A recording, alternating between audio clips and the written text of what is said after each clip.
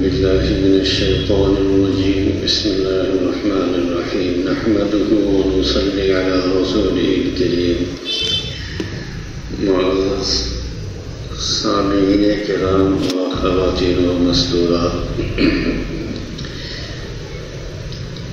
ماہ رمضان سے متعلق اور بالخصوص اس عشرے سے متعلق احادیث اور اس کی روشنی میں کچھ باتیں آپ کو مختصر سے وقت میں بتانی ہیں۔ حدیث پاک میں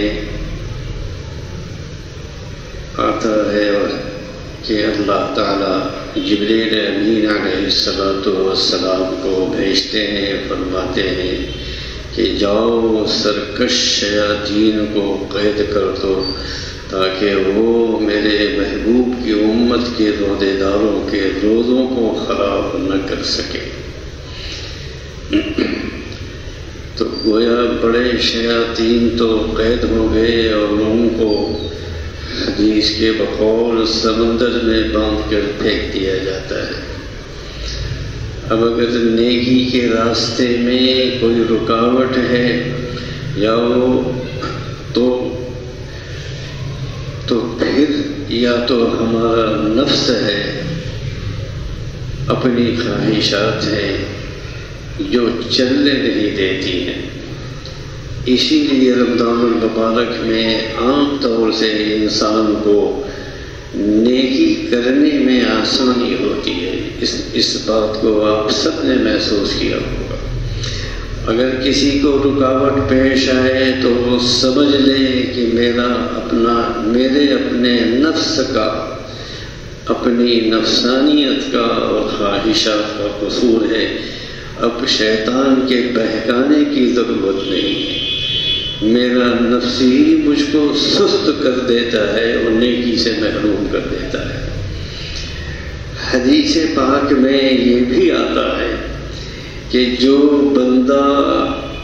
بندے مومن یا کوئی بھی مسلمان خاتون مومنہ عورت روزہ رکھتا ہے یا رکھتی ہے تو اللہ تعالیٰ کی مخلوق اس کے لیے مغفرت کی دعا کرتی ہے۔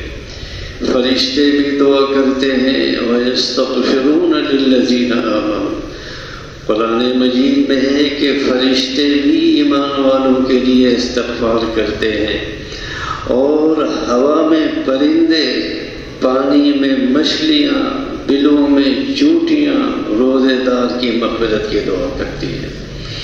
کہتے ہیں کہ زبان خلق کو، یہ مسئلہ آپ نے سنی ہوگی کہ زبان خلق کو نقار خدا سمجھو۔ جب پروردگار نے اتنی مخلوق کو دعا مانگنے پر لگا دیا تو یہ اس بات کی علامت ہے، ثبوت ہے کہ اللہ تعالیٰ مومن کی مغفرت کرنا چاہتے ہیں۔ لہذا مومن کو چاہیے کہ اس مہینے کی خوب قدر کرے۔ جیسے سیزن ہوتا ہے، بہار کا سیزن، ہر طرف پھول اور پھل نظر آتے ہیں، خوشبوئیں ہوتی ہیں، سبزے لہلاتے ہیں، درخت نظر آتے ہیں، اسی طرح رمضان المبارک نیکیوں کا سیزن ہے۔ اس میں انسان جتنی نیکیاں کمانا چاہے اتنی نیکیاں کمانا آسان ہے۔ مختلف جگہوں پر آپ نے دیکھا ہوگا اور اب تو رواج ہے کہ بعض چیزوں کی سیل لگتی ہے۔ سیل لگنے کا مطلب یہ ہوتا ہے کہ قیمتی چیزیں کم دام میں مل جاتی ہیں۔ اگر قرآن و حدیث کا مطالعہ کیا جائے تو محسوس ہوتا ہے کہ اللہ تعالیٰ رمضان المبارک میں جنت کی سیل لگا دیتے ہیں۔ تو آج کل جنت بہت سستی ملتی ہے، بس ہاتھ اٹھا کر مانگنے کی بات ہے، اللہ تعالیٰ کے سامنے عاجزی دکھانے کی بات ہے۔ پروردگار تو جنت دینے کے لیے آمادہ ہے، اسی لیے حدیث پاک میں فرمایا کہ رمضان کی پہلی رات ہوتی ہے تو اللہ تعالیٰ حکم دیتے ہیں کہ اے رضوان، یہ ایک فرشتے کا نام ہے، اے رضوان جنت کے دروازوں کو کھول دو، اب سوچئے کہ جب اللہ تعالیٰ نے جنت کے دروازوں کو کھول دیا، اور حدیث پاک میں یہ بھی آتا ہے کہ پورا سال جنت کو رمضان المبارک کے لیے سجایا جاتا ہے، خوبصورت بنایا جاتا ہے، پھر رمضان المبارک کی پہلی رات کو اس کے دروازے امت محمدیہ کے گنہگاروں کے لیے کھول دیے جاتے ہیں۔ معلوم ہوا کہ اللہ رب العزت چاہتے ہیں کہ میرے بندے رمضان المبارک کے روزے رکھیں، نیکیاں کریں، تراویح پڑھیں اور ان عبادات کو کر کے جنت کے مستحق بن جائیں۔ روزے کے درجات ہوتے ہیں، ہمارے علماء نے، بزرگان دین کی روزے کی تقسیم کی ہے، اور ایک اچھی بات ہے، آپ بھی سنتے ہوئے چلیے۔ فرماتے ہیں کہ ایک تو یہ ہے، کچھ لوگ تو ایسے ہوتے ہیں کہ سارے دن انہوں نے کھایا بھی نہیں، پیا بھی نہیں، اور جائز خواہشات سے رک بھی گئے، بس صرف یہ کر لیا۔ اس کو کہتے ہیں عوام الناس کا روزہ۔ اور دوسرے درجے کا روزہ یہ ہے کہ وہ بھی کہ اس کے ساتھ ساتھ انہوں نے کہ کھایا بھی نہیں اور پیا بھی نہیں، خواہشات سے رکے بھی، اور اس کے علاوہ اپنے جسم کے اعضاء کو گناہوں سے بچاتے ہیں، لہذا ان کا روزہ اور بلند درجے کا ہو۔ تیسرا روزہ وہ یہ ہے کہ وہ لوگ جسم کے اعضاء کو گناہوں سے بچاتے ہیں اور سارے دن میں ایک لمحہ بھی اپنے دل کو اللہ سے غافل نہیں ہونے دیتے۔ یہ سب سے اعلیٰ درجے کا روزہ ہے۔ ایک من وزن لوہے کا ہو یا چاندی کا ہو یا سونے کا ہو، ایک ہی جیسا ہے، لیکن ایک من لوہے کی قیمت اور ہے، چاندی کی قیمت اور ہے، اور سونے کی قیمت اور ہے۔ روزہ تو سب نے رکھا، دن میں ایک ہی رکھا، مگر جس نے عام لوگوں کا روزہ رکھا اس کو لوہے کا بھاؤ دیں گے، جس نے صالحین کا روزہ رکھا اس کو چاندی کا بھاؤ دیں گے، اور جس نے تیسرے درجے یعنی عارفین کا روزہ رکھا اس کو سونے کا بھاؤ عطا کریں گے۔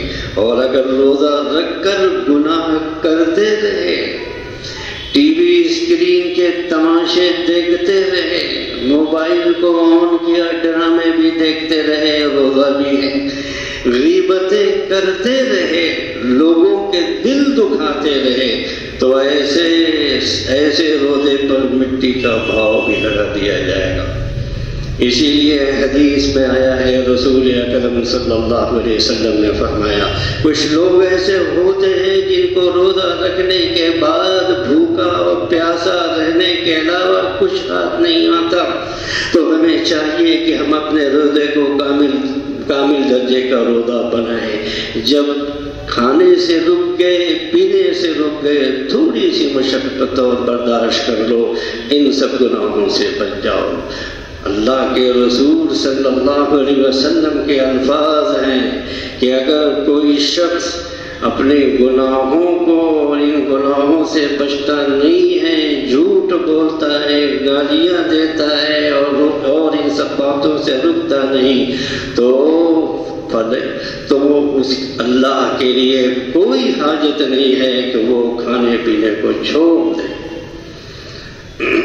ایک نقطہ اور سمجھ لیجیے، وقت کم ہے، کہ شریعت نے حکم دیا کہ اگر کوئی مزدور کسی کے گھر میں مزدوری کرے اور وقت ختم ہو تو اس بندے کو چاہیے کہ اس کا پسینہ خشک ہونے سے پہلے اس کو مزدوری دے دے۔ جب شریعت ہم کمزوروں کو حکم دیتی ہے تو آپ سوچئے کہ جس بندے نے اللہ رب العزت کے لیے سارے دن مزدوری کی، روزہ رکھا، بھوکا پیاسا رہا، تکلیف اٹھائی، جب افطاری کا وقت ہو گیا تو اللہ تعالیٰ اس کو فوراً مزدوری عطا فرمائیں گے۔ فرق اتنا ہے کہ جس مزدور کو ہم اور آپ گھر میں لاتے ہیں کام کرنے کے لیے، ہم اس کے ساتھ مزدوری کو طے کر لیتے ہیں، فکس کر لیتے ہیں کہ بھائی اتنا ہم تم کو دیں گے، تم ہمارا یہ کام کر دو۔ کام کرنے کے بعد ہم اس کو مزدوری ادا کر دیتے ہیں۔ لیکن اللہ رب العزت کی عجیب شان ہے، فرمایا کہ میرے پیارے محبوب کی امت کے روزے داروں، تم میرے لیے روزہ رکھو، جب افطاری کا وقت ہوگا میں تمہیں منہ مانگا انعام دوں گا۔ جو تم مانگو گے میں تمہارے مانگنے کے مطابق تم کو عطا کروں گا۔ مانگنا تمہارا کام ہے، تمہارے دامن کو بھر دینا یہ میرا کام ہے۔ اس لیے فرمایا کہ روزے دار کی دعا افطار کے وقت قبول ہوتی ہے۔ ایک خاص طور سے مستورات و خواتین کے تعلق سے ایک پیغام پہنچ جائے تو بہت اچھا ہے، موقع ہے کہ ہماری کہ افطار کے وقت دعا قبول ہوتی ہے۔ یہ بڑی قیمتی گھڑی ہے۔ ہماری اکثر ماں بہنوں کا حال یہ ہے کہ افطاری کی چیزیں بنانے میں، دسترخوان سجانے میں ایسی مشغول ہو جاتی ہیں کہ ان کو بتانا پڑتا ہے کہ روزے کے افطار کا وقت ہو چکا، آؤ تم بھی افطار کر لو۔ اس کا مطلب یہ ہو گیا کہ یہ وہ مزدور ہے جس نے مزدوری تو کی، لیکن جب دینے والے نے کہا کتنا چاہیے تو اس کو مانگنا ہی یاد نہیں آیا۔ اس سے بڑی غفلت اور کیا ہو سکتی ہے؟ عورتوں کو چاہیے کہ اپنے خاوندوں کو یہ بات سمجھائیں، اور خاوندوں کو بھی یہ بات سمجھنی چاہیے کہ افطار کی ہر چیز آدھا گھنٹہ پہلے تیار ہو کر دسترخوان پر پہنچ جائے۔ آخری آدھے گھنٹہ بجائے اس کے کہ ہم کچن میں چولہے پر کھڑے ہوں، ایک چیز چلی جا رہی ہے، کبھی دوسری چیز پک رہی ہے، اس میں لگنے کے بجائے یہ آدھا گھنٹہ یا 20 منٹ مصلی پر بیٹھ کر اللہ رب العزت سے دعائیں مانگیں۔ عورتیں اپنے گھر کے سب بچوں کو اپنے پاس بیٹھا لیا کریں، معصوم بچوں سے کہیں کہ وہ بھی ہاتھ اٹھائیں اور دعا مانگیں۔ اگر بڑوں نے گناہ کیے تو چھوٹے تو معصوم ہیں، ان کے معصوم ہاتھوں کے اٹھنے ہی پر اللہ کو رحم آ جائے۔ اللہ تعالیٰ آپ کی دعاؤں کو قبول فرما لے۔ اسی لیے عورتوں کو چاہیے کہ افطار کے وقت اس کی قدر کریں، اور اگر یہ نہیں ہو سکتا تو کم از کم یہ تو ہو سکتا ہے، ہمارے فارسی میں ایک مصرع مشہور ہے، ایک جملہ کہ دست بکار دل بیار، ہاتھ کام میں مصروف ہو دل یار میں لگا ہوا ہو۔ اتنا تو ہو سکتا ہے کہ ہاتھ کام میں مشغول ہوں اور آپ اس حال میں بھی دل ہی دل میں اللہ تعالیٰ سے دعائیں مانگ رہی ہوں، ویا آپ بھی اس وقت اپنے رب سے منہ مانگا انعام حاصل کر سکتی ہیں۔ آخری بات آپ کو یہ اللہ کا فرمان ہے، روزے کے پس منظر میں یہ آیت ہے وَإِذَا سَأَلَكَ عِبَادِي عَنِّي فَإِنِّي قَرِيبٌ۔ اے محمد صلی اللہ علیہ وسلم آپ کہہ دیجئے کہ جب آپ کے بندے مجھ سے سوال کرتے ہیں تو میں قریب ہوں، بالکل قریب ہوں، اجیب دعوت الداعی اذا دعان، میں پکارنے والے کی پکار کو، دعا کرنے والے کی دعا کو سنتا ہوں۔ فَلْيَسْتَجِيبُوا لِي وَلْيُؤْمِنُوا بِي، تم مجھے پکارو تو صحیح۔ کیا افطار کے وقت ہم دعائیں بھی نہیں مانگ سکتے؟ اللہ تعالیٰ سے مانگ کر کے دیکھیے، میں سچ کہتا ہوں آپ محسوس کریں گی کہ مانگنے والے کا دامن چھوٹا ہے اور پروردگار کا دینا اس سے بہت زیادہ ہے۔